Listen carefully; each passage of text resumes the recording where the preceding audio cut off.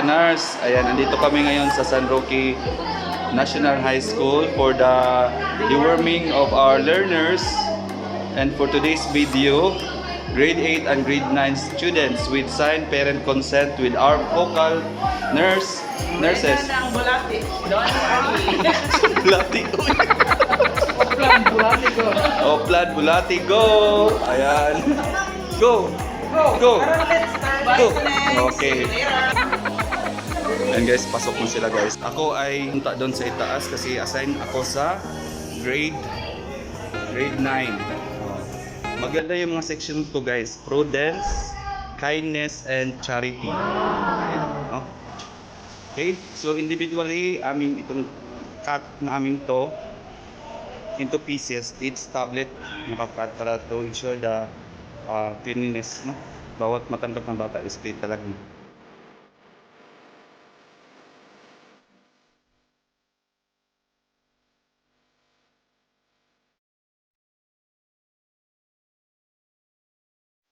Mamatay ang mga hindi na ito makita ng mga itok sa atong tiyan na usahay kisay hindi ko kilaw, kisay hindi ko mga siniklaw.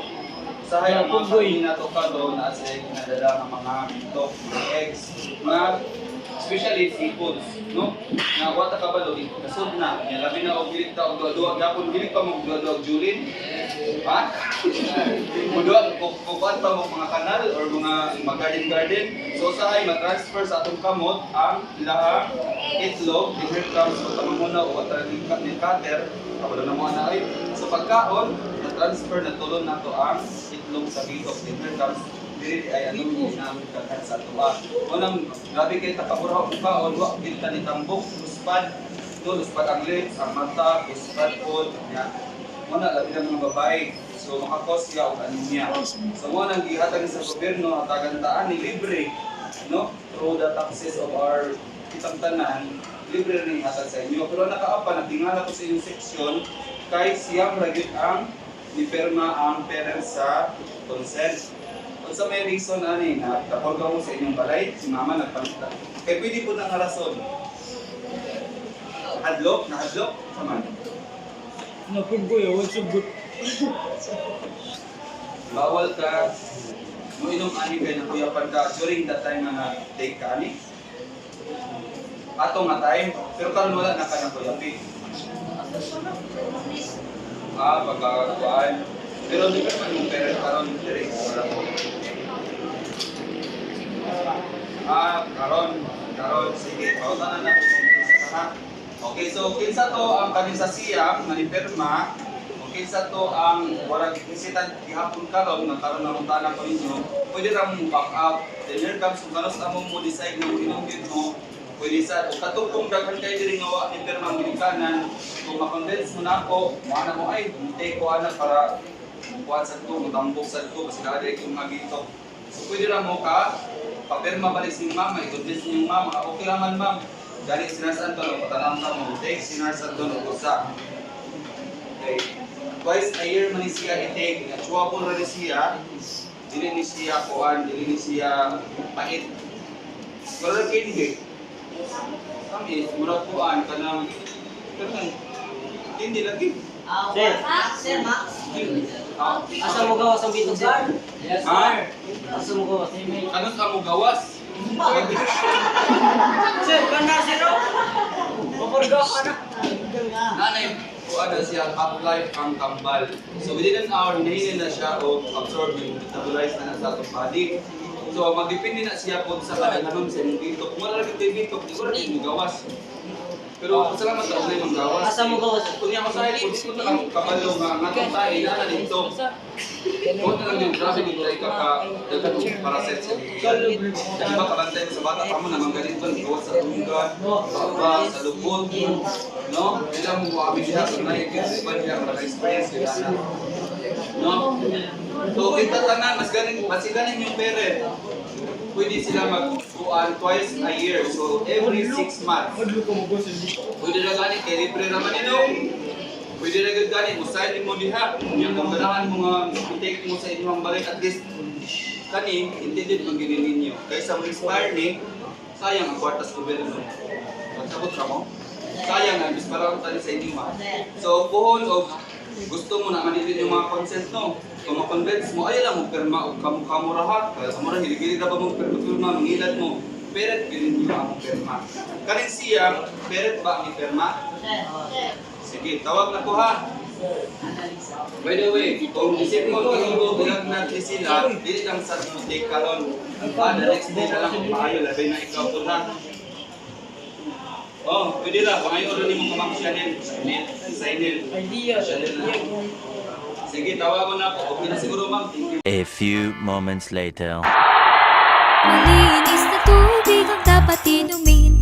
Yan ay tiyakin pati tubig sa lutuin. Gamitin palagi ang tsinelas.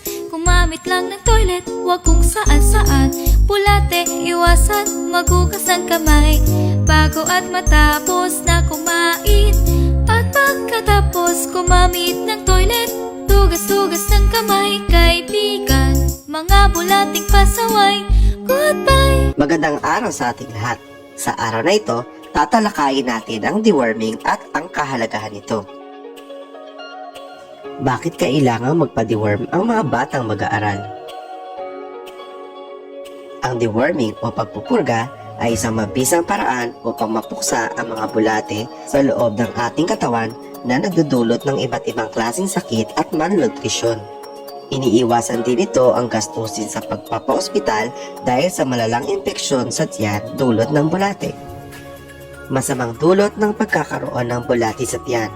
Kinukuha ng mga bulate ang nutrisyon na kailangan ng ating katawan. Dahil dito, nagiging mahina ang pagganap natin sa paaralan at nagkakaroon tayo ng mahinang katawan.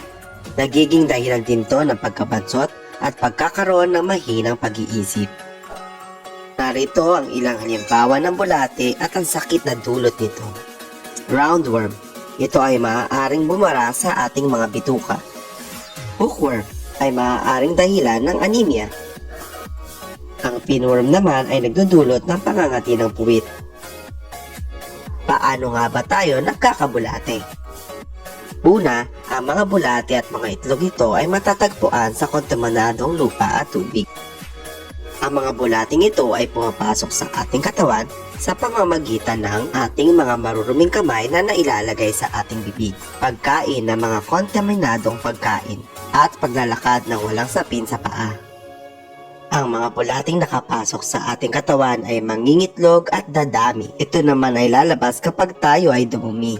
Ang mga bulating ito ay maaaring humalo sa tubig at lupa at magpapatuloy ang kanilang life cycle. Paano natin mapupuksa ang mga bulate? Maaari tayo makilahok sa mass deworming program na isinasagawa ng DepEd 2 beses sa isang taon. Maiiwasan din to kung uugaliin natin ang mabuting kalinisan sa katawan, tulad ng paggamit ng palikuran tuwing tayo ay dudumi, pagsusuot ng sapin sa paa kung tayo ay lalabas, palagi ang paghuhugas ng kamay gamit ang sabon at malinis na tubig, paghugas ng mga prutas at gulay at maayos na pagluluto ng pagkain. Ang lahat ay iniimbitahang makilahok sa ating National School Deworming Month. Ito ay libre, mabisa at ligtas. Kaya tara na! Goodbye bulate!